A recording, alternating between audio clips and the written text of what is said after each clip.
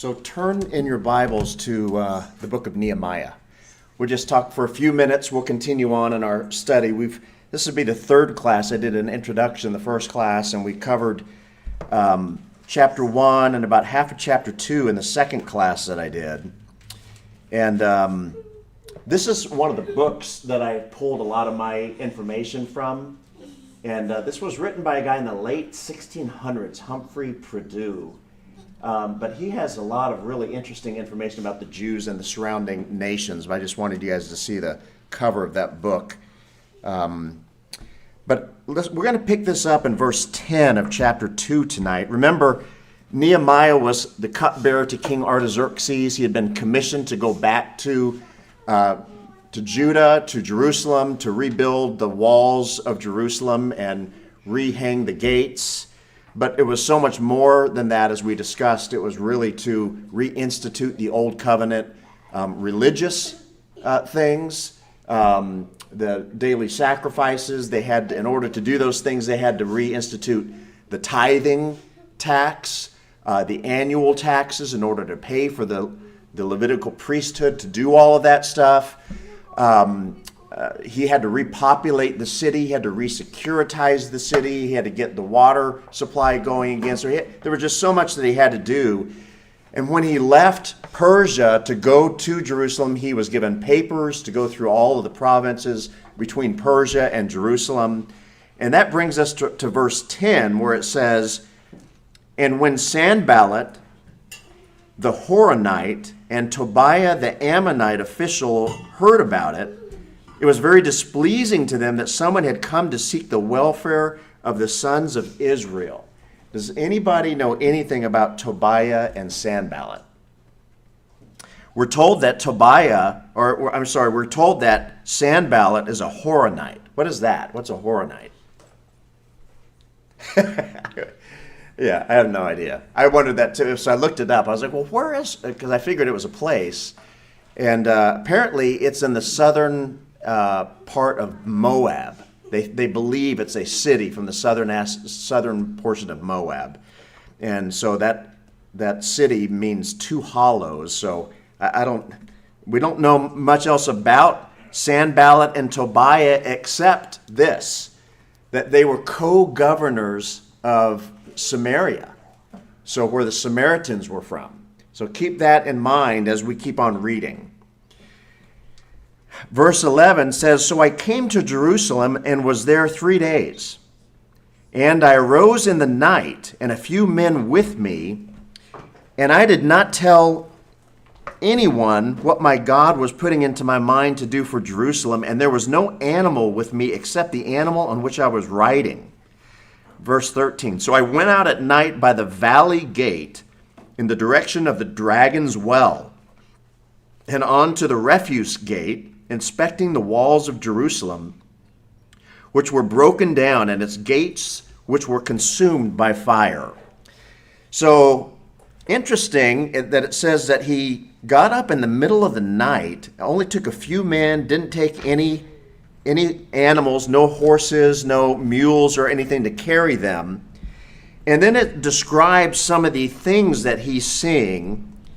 In verse 13, it says, "He went out at night by the valley gate in the direction of the Dragon's Well." And I have a rendering of what the Dragon's Well looked like up here on the left-hand side. And then that is on the right-hand side, that is the refuse gate, or in some translations it's called the dung gate. So that is one of the entrance ways through the wall into the city of Jerusalem. And I have kind of a outline of the entire wall here around Jerusalem. And if you look down at the very bottom, that's where you can see Dung Gate right there. What was just outside of that? Who knows what was just south of the walls of Jerusalem near the Dung Gate? Dragon's Well? Well, the dragon well was near here. The dragon well was near where it says the fountain gate. But there's something else south of the city right here that we should be aware of. What's that? No, that was to the west, the northwest. But that was where the valley of Hinnom was. That was where they had set up, in very evil times of the Israeli history, the idols where they would sacrifice the babies and so forth. And now it's become a dumping ground. In modern day times, it's just a dump there, a garbage dump. But it was the dung gate was how you would get to that area there. So then in 14 it says, then I passed on to the fountain gate, and you can see that. So you can see which direction he's going. He started near the dung gate at the dragon's well. Then he's going around the bottom, and then he's working his way up. So now he's at the fountain gate in verse 14. But there was no place for my mount to pass. Then I passed on to the fountain gate and the king's pool. But there was no place for my mount to pass. So the king's pool, this was the cistern system that Hezekiah had built. Remember, Hezekiah had to build that whole canal system to bring water in, and then it would drain into a pool that would act like a reservoir. And so he's seeing that there is so much debris and stuff blocking this cistern, this way that the water was coming into the city. Now he's thinking, okay, now we got to restore the water supply. So this is how now he's recognizing the state of affairs of the water. So that's a significant verse right there. So I went up at, so I went up at night by the ravine. What ravine would he be talking about on this right side? On the eastern side, there is a valley there, or ravine, and on the opposite side of that is what? The Mount of Olives. And so in between the city wall and the Mount of Olives is the brook Kidron. It would only be running during certain parts of the year, the wet parts of the year, and then the rest of the time it was just a dry valley there. But they're talking about the Kidron ravine or the Kidron brook.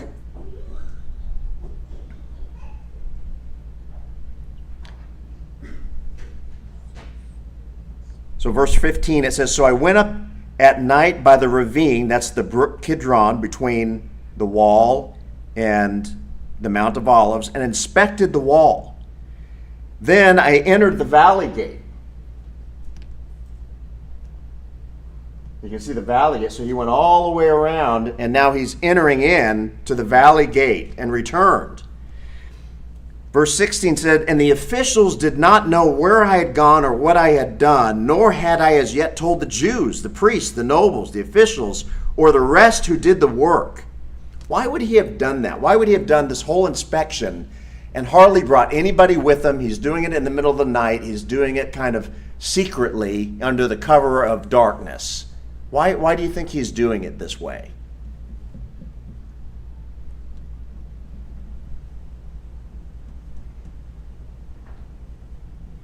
Any guesses? Why be secretive about inspecting the walls? It seems like he's doing it because he's not wanting the enemies, such as Sanballat and Tobiah. Those were two of the enemies that we're going to read more about as we go along the way in the book of Nehemiah. But he didn't want them to catch wind, or anybody else that would try and resist the work he was planning on doing. So he's trying to inspect, formulate a plan in his mind about how am I going to do this as quickly and as safely as possible before the resistance comes and tries to stop us from doing this. So he doesn't want anybody in the city to know what he's doing. He doesn't want anybody to tell any of the enemies. He doesn't want any of the enemies to see what they're planning on doing. So he's using the cover of darkness in the middle of the night in quietness to inspect, formulate a plan. Then we come to verse 17. It says, "Then I said to them, you see the bad situation we are in, that Jerusalem is desolate and its gates burned by fire. Come, let us rebuild the walls of Jerusalem, that we may no longer be a reproach." And I told them how the hand of my God had been favorable to me, and also about the king's words, which he had spoken to me, talking about Artaxerxes. Then they said, "Let us arise and build." So they put their hand to the good work. But when Sanballat the Horonite and Tobiah the Ammonite official and Geshem the Arab heard of it, they mocked us and despised us and said, "What is this thing you are doing? Are you rebelling against the king," meaning King Artaxerxes? So I answered them and said to them, "The God of heaven will give us success. Therefore we, his servants, will arise and build, but you have no portion, right, or memorial in Jerusalem." So he's really giving a tongue lashing to Sanballat and Tobiah, saying, you guys have no right to whatever we're going to do here in Jerusalem. Why is that? Why would these enemies of Jerusalem have no right? They're not Jews, or they're only part Jews. It could be that they intermarried, and that was the source of a lot of antagonism between the Samaritans and the Jews, where that the Samaritans had intermarried, and they were instructed by Moses and Joshua not to do that. And so they were considered less than Jews, and so that was the source of a lot of the friction, and that's why Jesus and his disciples rarely would even pass through Samaria. They would tend to go around it. But at certain points, Jesus made an effort to go right into Samaria and teach and preach, and so did many of the disciples later. But initially, they would kind of refrain from even going through there just to avoid conflict. So I want us to think about, I wanted us to think about these two men a little bit, Sanballat and Tobiah. Turn to John chapter 4.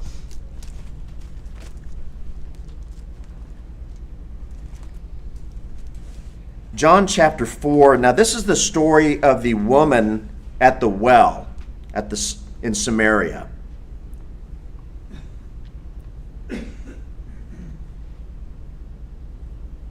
And let's start this in about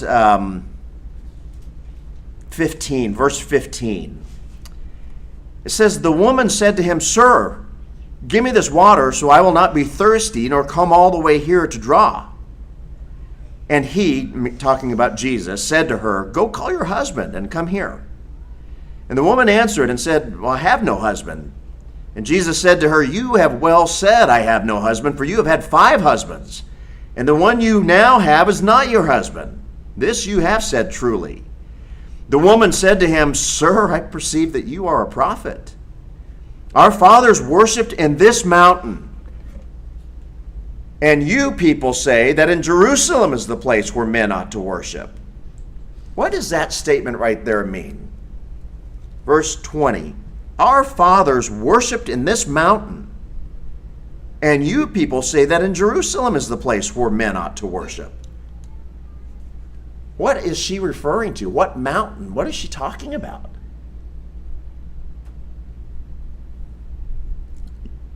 Mount Olive? No, but good guess.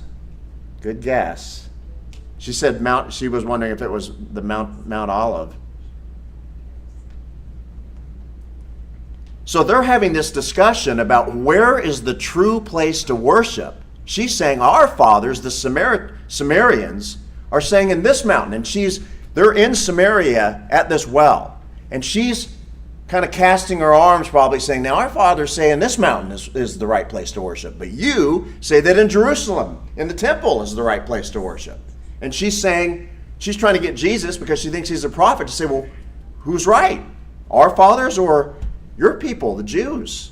Which is the right place to worship? That means there's another place to worship in Samaria, because they had built a whole nother temple on Mount Gerizim in Samaria.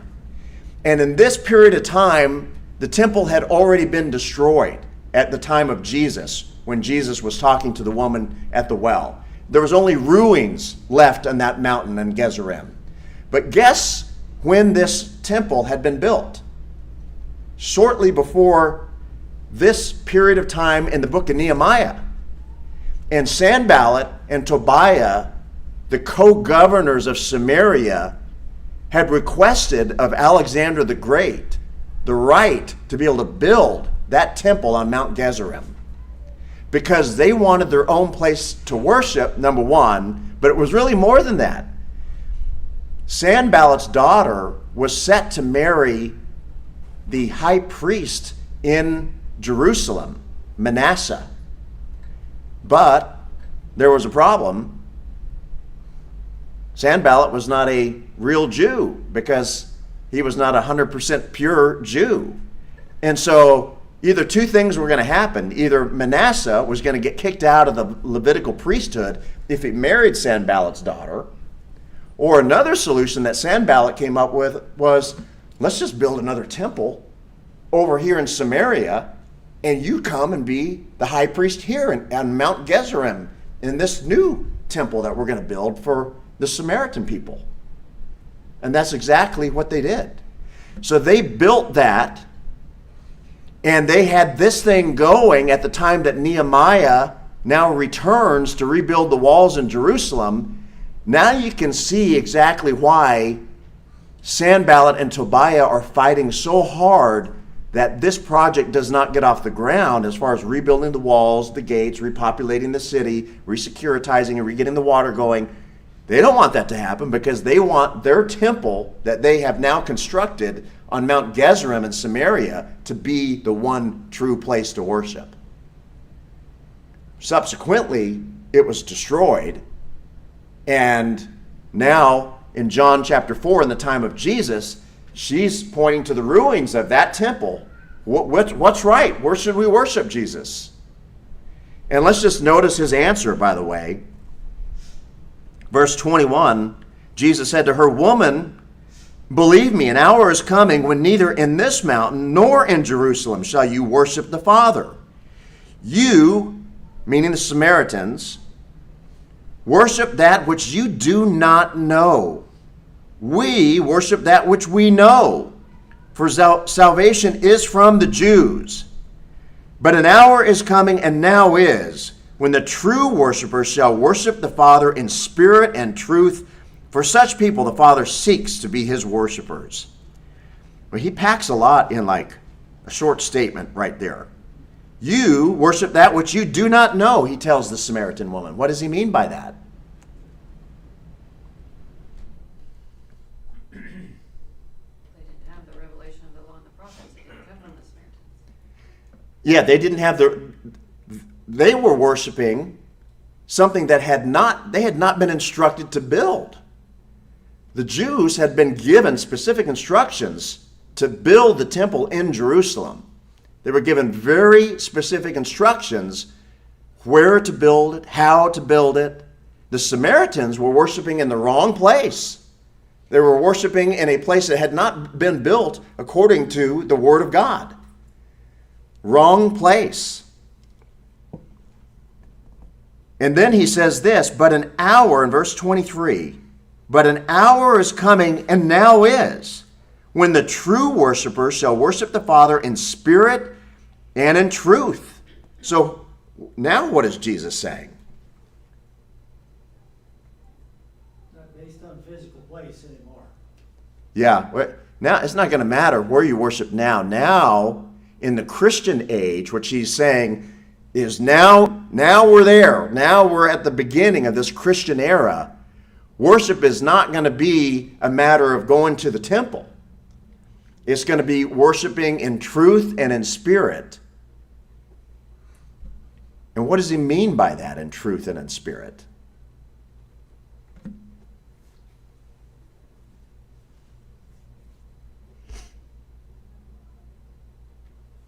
I mean, I think he's saying that the way that they had been worshiping in the Old Covenant law in the Old Testament period was a shadow of the real type of worship that God really wanted in the Christian era, which was to worship from the heart. And then he said, in spirit. How can you worship in spirit? I think it means God is spirit. And when we worship, we need to worship more in accordance with the spiritual world. And so it has less to do with the physical aspects of worship, the beautiful temple, the incense, the candles, the blood, the gown of the high priest, and all of these visuals. It was more about worshiping from the heart according to the true pattern that God had always wanted to be worshiped.